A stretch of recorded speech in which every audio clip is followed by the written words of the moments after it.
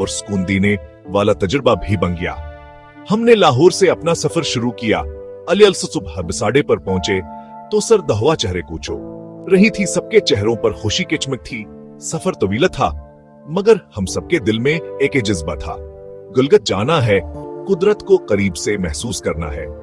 इस्लामाबाद से गुजरते हुए जब हम हिंद की तरफ बढ़ने लगे तो रास्ते के नजारे देखकर दिल खुशी से झूम उठा। नीले आसमान पर बादलों के टुकड़े ऐसे लग रहे थे जैसे किसी मुसव्विर ने कैनवस पर ब्रश बना दिए हों। पहाड़ों के दरमियान बहती नदियों की आवाज एक अजीब सुकून दी थी।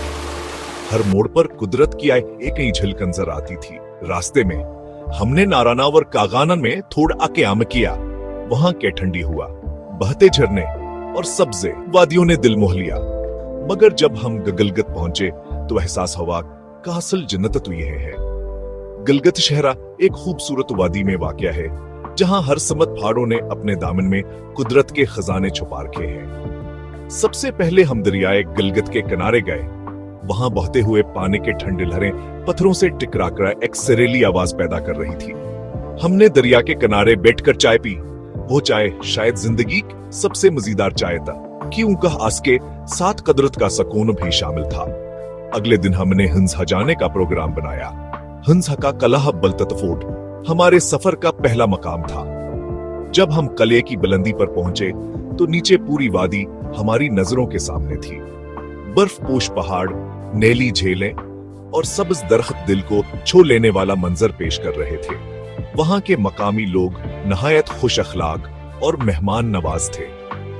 उन्होंने हमें अपने रवायती खाने पेश किए जिनमें चप शोरो और गोश्त की यखनी बेहद लजीज थी। तीसरे दिन हम आबाद झील गए। यह झील 2010 के जिलजिले के बाद वजूद में आई थी। उसका पानी नीला और शफाफ था। झील के अर्द-गिर्द बर्फ से ढके पहाड़ा से मजीद हुसैन बना रहे थे। हमने वहां बोटिंग की, पानी की लहरों में कश्ती झूमती रही और हम सब खाहे लगाते रहे। इस लम्हे यूं महसूसा वजी से हम वक़्त से आजाद हो गए हों। रात के वक्त हमने गलगत के होटल में कयाम किया। खिड़की से बाहर नजर दौड़ाई तो आसमान सितारों से भरा हुआ था। इतने रोशन सितारे मैंने शायद पहले कभी नहीं देखे थे। सर्द हवा चल रही थी और दौर कहें पहाड़ों से बर्फ पिघलने की आवाज आ रही थी। इस खामोशी में भी एक अजीब मौसीकी छिपी हुई थी। चौथे दिन हमने फंदर झील का रुख किया। यह झील अपनी खूबसूरती के लिए मशहूर है। रास्ता थोड़ा मुश्किल था मगर मुनाजरात ने दिलकश थे, कैथकन महसूस नहीं हुई। झील पर पहुंचे तो नीले आसमान का अक्स पानी में झलक रहा था। अर्द गिर्द सब्ज घास, फूलों की खुशबू और ठंडी हवा ने माहौल को जादुई बना दिया। हमने वहां दोपहर का खाना खाया और कुछ देर आराम किया।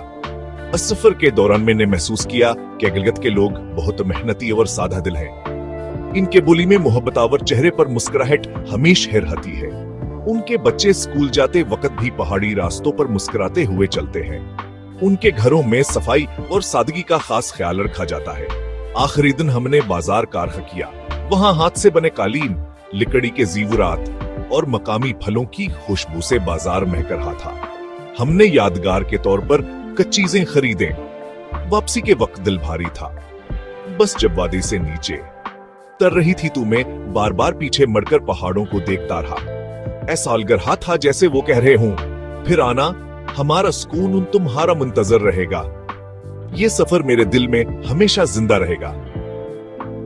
गलगत ने मुझे सिखाया कि कुदरत के करीब रहने से इंसान की रूह ताजा हो जाती है। यहाँ की खामोशी, पहाड़ों का वकार, दरिया की रवानी और लोगों की मोहब्बत ने मेरे दिल पर एक गहरा नक्श छोड़ दिया।